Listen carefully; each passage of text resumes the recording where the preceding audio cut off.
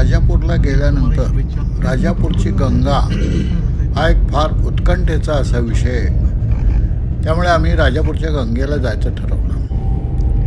खरं म्हणजे खूप उशीर झाला होता, रात्र झाली होती, 7-7:30 वाजून गेले होते आमचा बाकीचा प्रवास आटोपून. पण दुसऱ्या दिवशी वेळ नसल्यामुळं रात्री जायला काही हरकत नाही अशा याने आम्ही आत गेलो. दाट झाडी आहे आजूबाजूला. खरं म्हणजे रात्री जाणं थोडं धोक्याचंच आहे, पण इलाज नव्हता.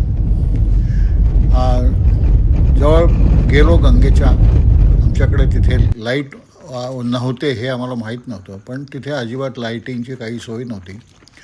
त्यामुळे मोबाईलच्या लाईटमध्ये हे सगळं पाहायचं आम्ही ठरवलं. खडबडीत जागा, खरं म्हणजे गवताचा असा सगळा प्रदेश हे तुम्ही बघतात कशा प्रकारचं आहे. तर अशा ह्याच्यात आम्ही गेलो शेवटी तिथे. काही त्या ठिकाणी 3 वर्षातून एकदा गंगा येते, परंतु आता कुठेतरी बोरिंगच्या काही प्रॉब्लेममुळे ती गंगा आधेमध्ये आता केव्हाही येते. त्यामुळे दर्शन होणं सोपं झालं. तर आम्ही गेलो तिथे. रात्रीच्या टॉर्च, एक छोटा टॉर्च आमच्याकडे होता. ही आहे मूळ गंगा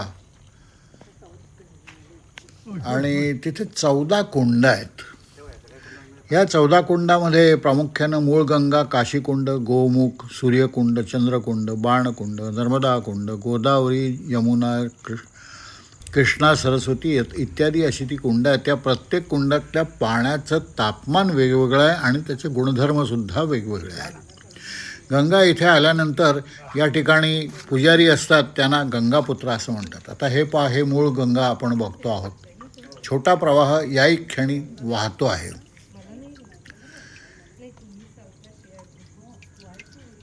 आणि अतिशय स्वच्छ असं पाणी या ठिकाणी उपलब्ध आहे.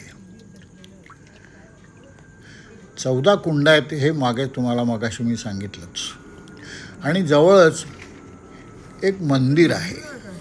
त्याचप्रमाणे शेजारीच दत्त मंदिर आहे. तिथे दत्त महाराजांच्या पादुका आहेत. टार्चच्या प्रकाशातच आम्ही हे सगळं पाहत आहोत.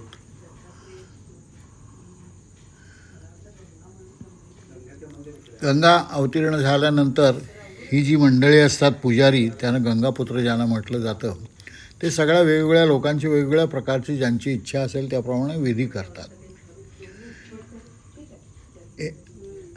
त्यानंतर गोमुख आहे.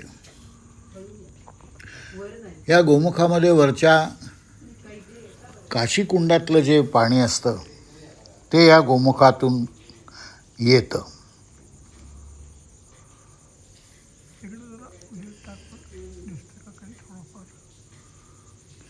शेजारी धर्मशाळा आहे. दिवसा कदाचित सगळं व्यवस्थित जास्ती पाहता आलं असतं. धर्मशाळेत उतरण्याच्या सोयी आहेत. फक्त गंगा येते त्याच वेळी इथे गर्दी असते. एरवी इथे सुनसुनाटच आहे सगळा. गंगेचं मंदिरही आहे. आणि गंगा ज्यावेळी अवतीर्ण होते त्यावेळी गावातल्या अनेक देवदेवता त्यांच्या पालखीतून गंगेला भेटायला येतात. असा एक फार छान असं प्रथा या ठिकाणी. आता हे समोर गोमुख दिसते आपल्याला. याच्यावरच गंगेचं मंदिर आहे. त्या तिथून जे काशीकुंड आहे तिथून जी काही धार येते ती या गोमुखातून खाली पडते.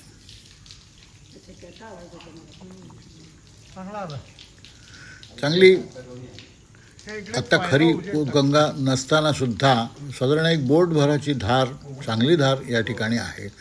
ते तीर्थ आम्हाला प्यायला मिळालं. शेजारी दुसरं जे मंदिर आहे त्याच्या ह्या काचा आहेत, चकाकतात याच्यामध्ये. आत सगळा अंधार असल्यामुळे आम्ही त्या मंदिर गेलो नाही तिकडे.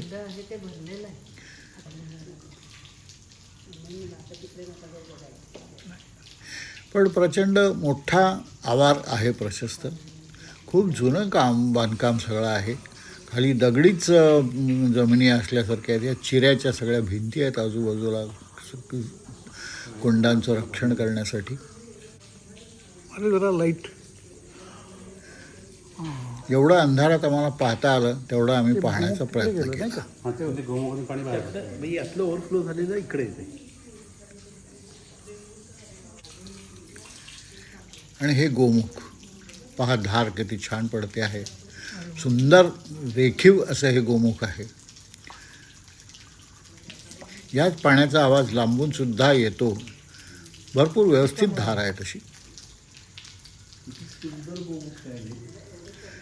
एवढा सगळा परिसर रात्री पाहणं, रात्री खाली पायात काही कसा कुठे अटकेल माहिती नाही, प्लेन अशी जमीन नाही आहे, पण आम्हाला पाहण्याला मजा आली. छान वाटलं रात्री हे सगळं बघताना. कदाचित दिवसा इतकं चांगलं वाटलं नसेल. आणि हे कुंड आहे या ठिकाणी, अशी 14 कुंड आहेत हे सांगितलं तुम्हाला. कुंडातलं पाणी अतिशय स्वच्छ आहे, त्यात बेडूक आहेत सध्या. तर छान अशी पुण्यकारक अशी गंगा पाहून राजापूरला आल्याचं आम्हाला खूप समाधान झालं. आणि मग ते ठिकाण आम्ही मोठ्या समाधानाने दर्शन घेऊन राजापूरच्या दिशेने प्रवास सुरू केला. फार सुंदर, खूप छान वाटलं.